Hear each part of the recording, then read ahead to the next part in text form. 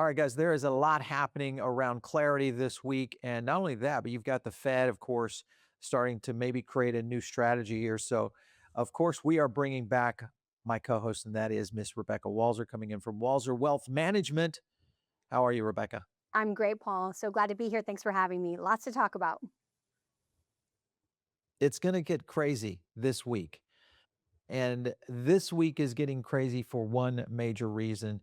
And that, of course, is clarity is starting to get a little bit of love or hate. I'm not sure which is going to be the actual play, Right. but you look at, of course, the the issue that's happening right now on Capitol Hill is you got a lot of people starting to push. This, of course, is none other than Senator Lummis, who's really pushing hard against this. I want to play this for you, Rebecca, and then get your response. Here we go. On that, because it seems like you're going to have to even make more concessions on the language around ethics to secure the Democrat support, right? Because look, you had several Democrats yet last night voicing concerns about the updated text, particularly around the bill's enforcement mechanism that places responsibility on the Attorney General. Is that the issue right now? That is kind of a bright line. You know, we had worked until there was an impasse with Democrats earlier this month because they want state attorneys general to be able to sue elected officials that are subject to this ethics law. I want to stop it right there because, Rebecca, you're an attorney. So tell me why this matters from what's going on at the federal level versus the state level that the Democrats would have such a burr on this. Yeah, this is actually really big, and it does kind of speak to our federalist system. And what people misunderstand about federalism is that federalism really is limited federal government with most rights that are not explicitly delineated to the federal government reserved to the states through the 10th Amendment. So what the problem the Democrats don't want is they don't want the teeth to be only at the federal level through the Okay. Department of Justice. They don't want just the Department of Justice to be able to go after these cases, because then you have an administration like a Trump Hmm. administration that picks the, obviously head of the Department of Justice, and then that person doesn't necessarily want to then bring the ethics violations against their own potential administration. But I Gotcha. got to say, overall, Paul, I think this whole ethics thing is total crap because, and this is what's not getting reported, it has a sunset of January 20 of 29. Yep. And Senator Loomis is actually the one who's quoted as saying this sunset provision coincides with the end of President Trump's term because this is something that he is volunteering to hold himself accountable to. And so the truth is that the Democrats would be in support of this only to hold this particular administration to this standard. And then after that, it sunsets and then it's wild, wild west and anyone can do anything. And that is not the way we should do something as important as this. This is just really unfathomable to me. They're not serious. They just want to burden Trump is my point. This is Yeah. not a serious ethics provision for everybody. Yeah. It's very targeted, clearly. My question to you is when you look at the Democrats, because now if we are, because this is some of the most restrictive language that has come out around administrations being able to deal with some, especially on a single asset class, such as crypto and digital assets. Then you have this happening right here, which is where Goldman Sachs CEO David Solomon, he said it's time to advance the okay, so I'm missing something here.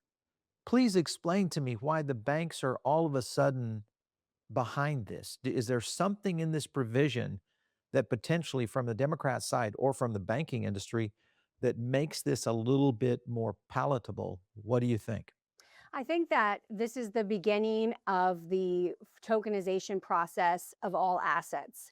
And so the JP Morgan, David Solomons of the world are going to be in favor of that because they are not a traditional bank, Paul, that's relying on net interest income Right. to really sustain their practice. So they are much more on the investment banking and financial derivative side and space of the world. And so they would be much more proactively wanting a regulatory framework, and specifically the Clarity Act. I know we can talk the details, but specifically, unlike the FTX situation, when FTX declared bankruptcy and all of the FTX server, blockchain held assets were basically considered part of the bankruptcy estate, this bill is basically saying, hey, the assets in the event of a bankruptcy Mhm. are not going to be placed into the bankruptcy estate. They're still the individual consumer's assets. So that's number one. That's a protection that would get basically. And then they're also saying, hey, if we are just basically facilitating transactions and don't have actually control of the assets, then we're not going to be classified as a money transmitter. So all of these things are positive for a group that wants tokenization of financial assets. And certainly we believe that Goldman Sachs is of that ilk. Okay. All right. So you see, I'm sure you've read some of the language coming out on this. The draft includes revised ethics language, so this essentially now assigns like a 40% chance of this thing getting into law. It had a little bit of urgency there. It looks like it could, and this has been such a dramatic rope a dope, to speak of in terms of clarity. When you look at the ethics provisions that are in there right now, you consider the position that the Democrats have kind of pinned President Trump and the administration into. Do you think they're gonna concede at all? We need 7 to 10 Democrats to, at least in the Senate, to obviously come onto the side of passing Yeah. the bill for the 60 vote threshold. And I will say, as far as the time frame, Paul, there's just no chance. The House is literally recessing tomorrow for, until Yeah. September. So we have to get a version that is coalesced around not only what the House passed, but also now the revised merge version between the agricultural and the banking committees in the Senate. So the House going on recess tomorrow, that puts us at the earliest into a September timeframe. Obviously, the Senate doesn't recess until August the 7th, but there's no chance that this gets reconciled between both houses of Congress and to the president's desk any earlier than at the earliest September.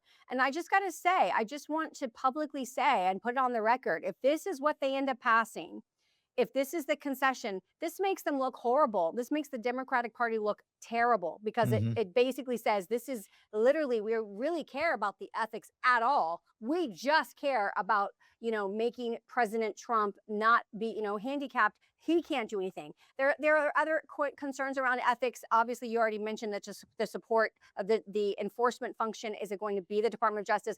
Do we prevent state regulators? I mentioned this on our last show last week. We cannot have a regulatory scheme that the states are also regulating. That is going to be too Right. burdensome, too comprehensive, too invasive. New York issuing licenses, California issuing, it's just too much. So this needs to be very clear. This is a federal issue, and obviously between the TC and the SEC, doing their respective roles, that is what is important. But Paul, they look like they're just, I don't even know how to describe it. It's like you'll hold up something that's this important to the future of financial assets. You'll hold it up, but then for an ethics provision, but then when the ethics provision comes out, it has a sunset for when the current administration ends. Does anyone else feel like this is really bad messaging to their entire party and their entire base?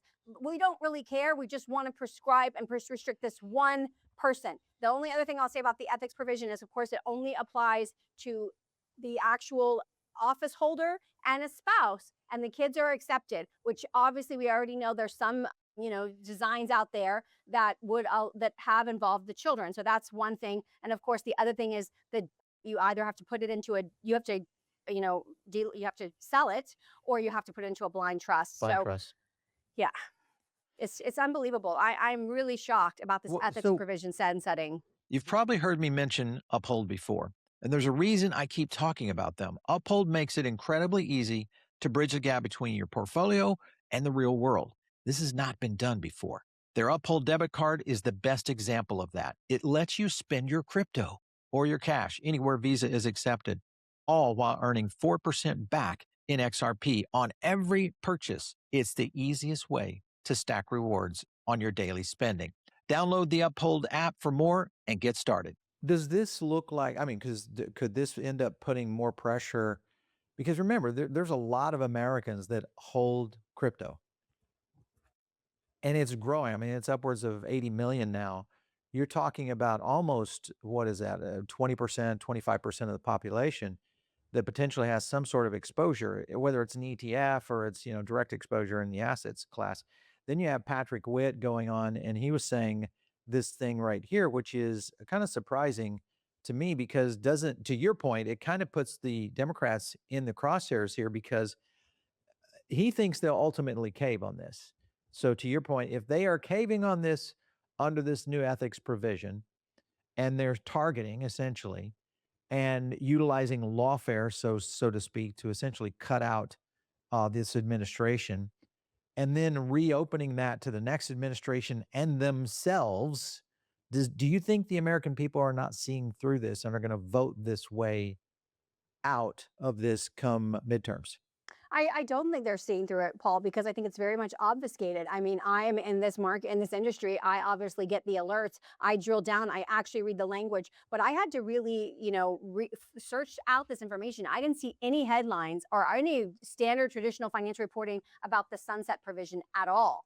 So I think unless you know about it or unless you're actually reading the bill itself, if you're not in the weeds with these kinds of subjects, it's very easy for them to fool the American public and say, we were holding out for an ethics provision and only once we got it did we actually move forward with this act, leaving out and it sunsets at the end of President Trump's term, and the sunset applies for everyone. So, like from that point on, it's carte blanche, do whatever you want, Right. and that's where we are. So, yeah, I think they'll get away with not telling the American people because this bill is 616 pages. 70 pages were added through the reconciliation of the Agriculture and the Banking Committee versions. Now you've got to reconcile the House version, which the House version is completely, that's a year ago.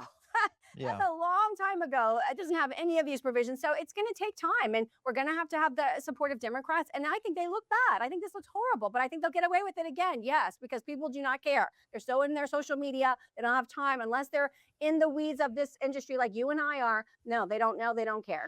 Well, I think the average, crypto and digital asset investor has been woken up For to sure. what's been happening in DC this year because I talked to more people. I had a guy come up to me yesterday. I mean, he's a kids softball coach. And he asked me about the Clarity Act. And I'm like, Wow. wait a minute. Okay, so people in all walks of life That's really are crazy. listening to what's That's going crazy. on. So they're watching this debacle take place. Yeah. I just wonder if this is going to truly play out though at the midterms. That's the thing I think will be the question overall. What Yeah. would you? Okay, so odds are falling right now because Democrats continue to push on this because they're still twerked about the issue around illicit finance. They're concerned about conflicts of interest provisions in this thing. So getting to 60 votes, I mean, let's throw Polymarket out it and let's go to the Rebecca market. And what does Rebecca market think that this has in terms of passing? There's no chance it passes before September. And I would say we only have about a 27% chance that we get reconciliation quickly in September for a sign. I mean, I think maybe That's low, October. Rebecca. That's low. I know, but I'm telling you, they have made their peace now with the ethics provisions in terms of it restricts Trump, and they're happy that it doesn't do more than that. Like once he's gone, and it opens up to the Wild West again. So Yeah. I think that they are okay with the ethics provision. Obviously, they would rather have the ability for their blue states to have their attorney generals going straight after violators at the federal level, but Mhm. kind of, that you think about that too. Then you've got state level Oh, it's prosecutors gonna be crazy. of a federal. It's nonsensical. So there's going to be these sticking points, and I think it makes them look very disingenuous and they don't really care. And I hope that message gets out to the American voter because this is something that is this is the concrete with the rhubarb that we are pouring into the future of our ability to manage the financial transactions of the world, not just the United States. We want to be the facilitator and the capital of these transactions globally because now we're talking about country borders, companies, all of these things are going to start to thin out as far as how the importance that they have, right? And so Mhm. we need to be the pinpoint globally, the tip of the spear of what is coming financially. And again, I have such a problem with them clearly putting a moat around this bill to protect the banks and to protect, deposits. They do not want deposits that sit in banks exiting. They do not want deposit flight into blockchain assets because and that's why they have this passive you can't pay yield. And I mean it makes my stomach turn over that we are protecting our banks this way. I'm Well, sorry. and You the have to be able to do it on your own. You have to be able to stand in the economic and market conditions that we are in 2026 and beyond on your own without exactly. congressional protection, period. Well, welcome to the banking lobby and how it works within DC. Well, okay, so we're showing a tweet here on screen right now for you guys listening on the audio version of the podcast. But Coinbase, Brian Armstrong basically said, "Hey, here's the ultimatum. We got to get this done. Now's the time to get it over. Status quo not going to work." My question is, and we've already seen a handful of companies exit the United States, heading for the Middle East, heading for Europe because of Mika, and even heading for Asia. So, if this does not go through, how far does that put the US back in terms of innovation around this? And remember, this has a lot of variety comparison to what's going on in the AI market. So we could continue to see pressure here, which puts a lot of pressure on the Fed because of the idea of productivity coming out of this Fed policy. So what do you think? So I take CEO Brian Armstrong of Coinbase's perspective. He is building a crypto company. He is building a digital asset blockchain company. That is what Coinbase is. Yep. What he's saying is if he doesn't have regulatory clarity Yep. of how he is supposed to Boom. set up his company, he will not set it up and continue to build it in the United States. Now, so basically he's saying I have to have clarity around forming and I'm building my operations. However, he is 100% right. I totally agree. Capital flight is a real risk if Yeah. we don't get this done. However, their other problem is if we get it done, but it's too restrictive and it's wrong, that will then pressure companies like a Coinbase to again relocate outside of America, build their base outside of America, and then just see how American users will be restricted through our US laws on how those exchanges can be used by US citizens. I mean, in Crazy. other words, we don't do anything, it is a huge problem. We do something, but we do something wrong, and it is still a very huge problem because that will push people to make these decisions to relocate outside of the regulatory framework of the United States. Yeah. Well, listen, guys, all of this is happening right now. We are looking at it right now in the sense of this draft that is coming in. It looks as though there's more restriction that continues to push on this. You also have at the same time coming out of the House, Becca, a bill that has been approved out of the House to where essentially will restrict Congress from stock trading. Now, of course, you've got to get that through the Senate. Just look at what's happening with clarity. How would that ever get through the Senate? Especially, well, I guess it might get through the Senate if I say the Republicans lose the Senate. Well, they won't lose the Senate, I don't think. But if they retain the Senate come midterms, what do you think the likelihood of that getting through is in terms of probability?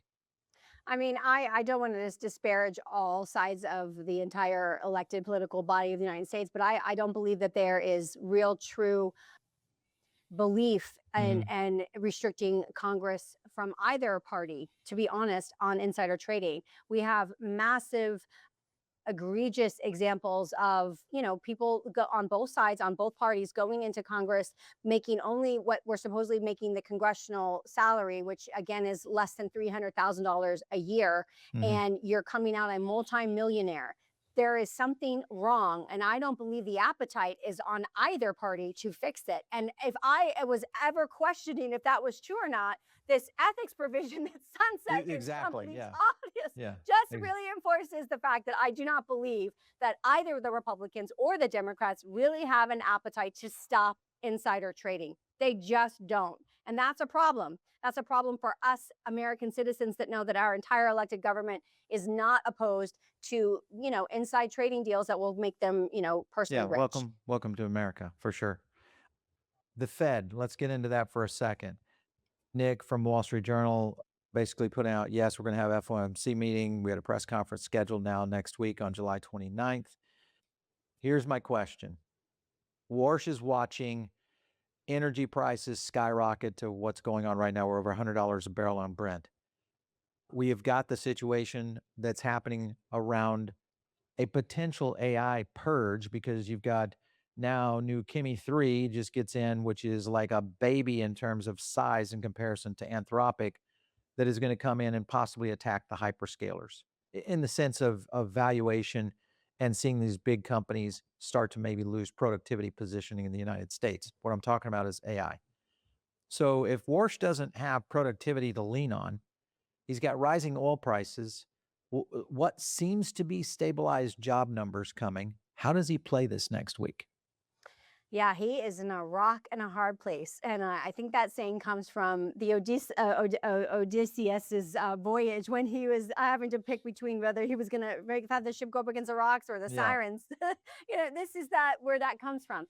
He's between a rock and a hard place, Paul, because he, he has a mandate. He really, truly, we very clearly testified to Congress this month and said, we will get inflation under control. It has been not under control for basically 5 years, and there is no appetite for persistent elevated inflation. And it was very direct and transparent.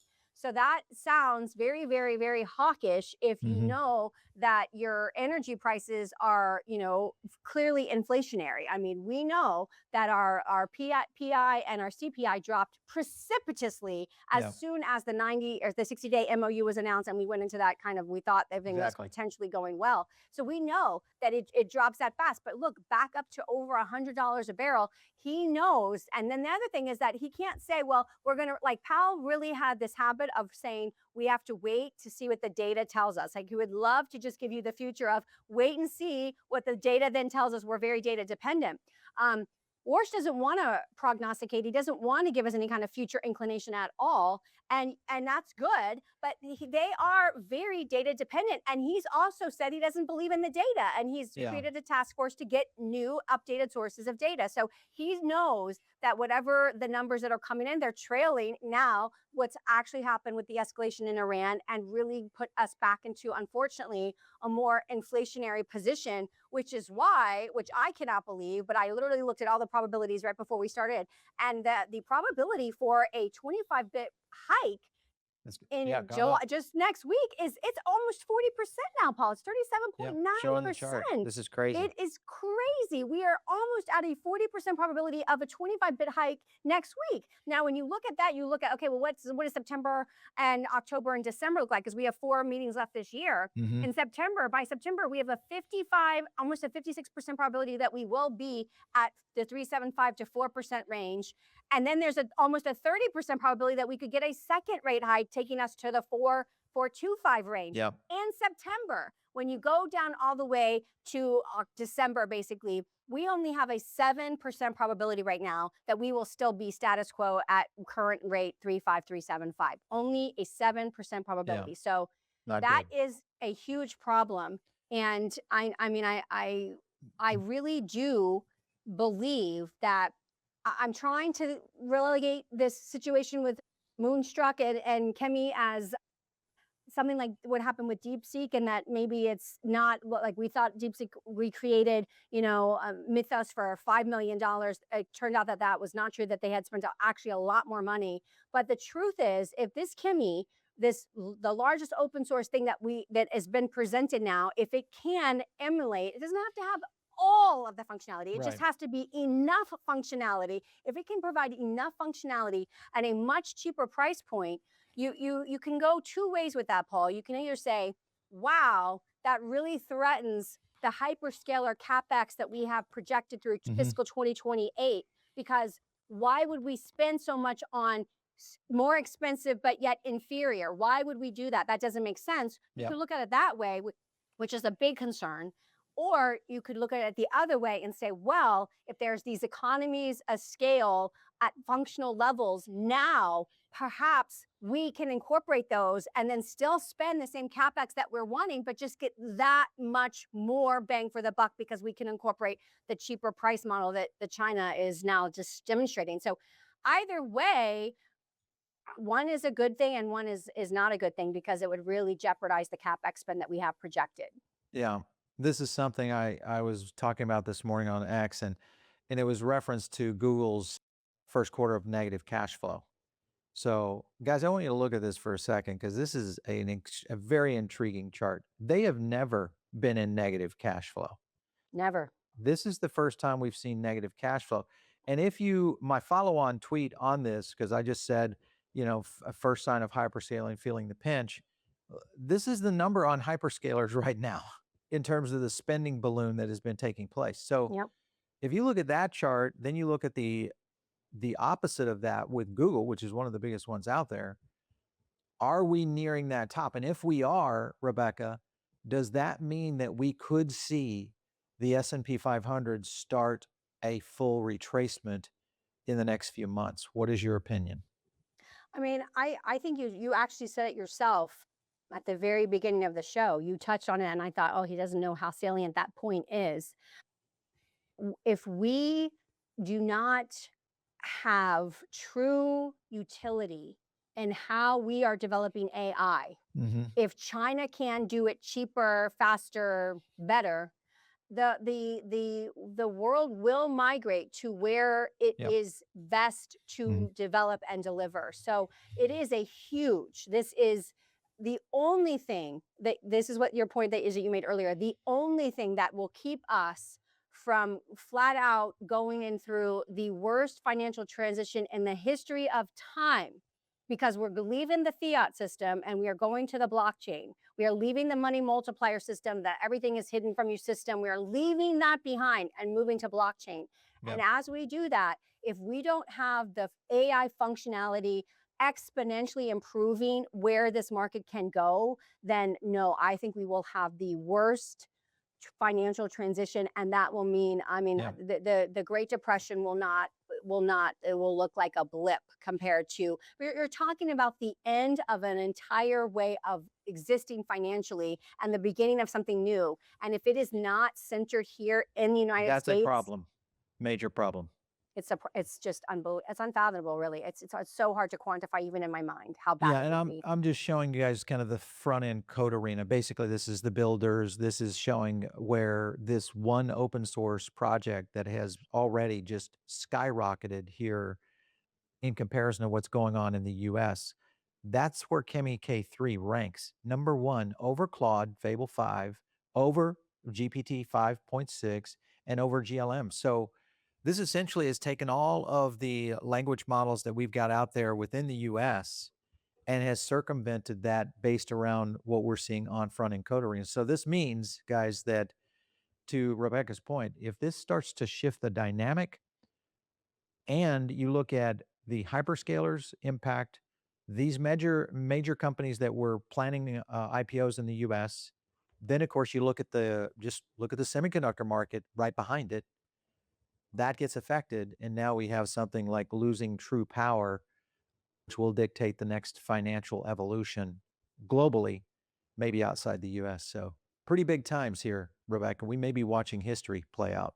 We are. We absolutely are. And all I can pray is that we can be innovative. We can go back in and say, well, if they can do it, we can do it better, and let's do it. And that's what we have to do. We cannot have the hyperscalers. We can't have any of the CapEx spending. We'll just be like, oh, well, it's ingrained, and we're moving forward on a project. Don't throw good money after bad. If we need to cut bait and recalculate and recompute how we're writing these language models, fine. But do not let it migrate to China. We cannot have this happen. Yeah, I love it.